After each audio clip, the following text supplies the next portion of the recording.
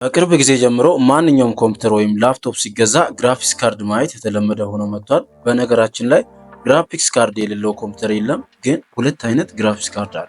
የመጀመሪያው ኢንተግሬትድ ሲሆን ሁለተኛው ደግሞ ዴዲኬትድ ይባላል። ስለ ሁለቱም ጥቅምና ልዩነት በደንብ ልንገራችሁ። ከዛ በፊት ግን እንደዚህ አይነት ጠቃሚ ቪዲዮዎች ሁሌም እንዲደርሳችሁ ፎሎ፣ ላይክ እንዲሁም ይጠቅመዋል ብላችሁ ለምታስቡ ሰው ሼር አድርጉለት።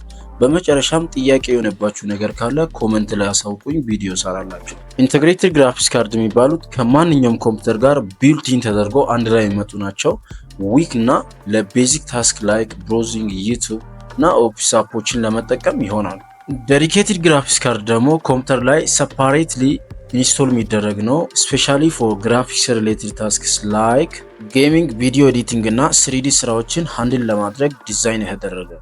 ሌላው ደግሞ ከሲፒዩ እና ከሲስተም ሚሞሪ ተለይቶ የራሱ ሚሞሪ ያለውና ታስኮችን በራሱ ራን ማድረግ የሚችል። በዚህ ሰዓት ኮምፒውተራችን አንደኛ ሃይ ፐርፎርማንስ ይኖረዋል፣ ሁለተኛ ደግሞ ሲፒዩ ግራፊክስ ባልሆኑ ስራዎች ላይ ፎከስ ስለሚያደርግ ሎዱ ይቀንሳል። ሃይ ሬስ ቴክስቸር ወይም ማልቲፕል ሞኒተሮችን ስሙዝ ያደርግልናል።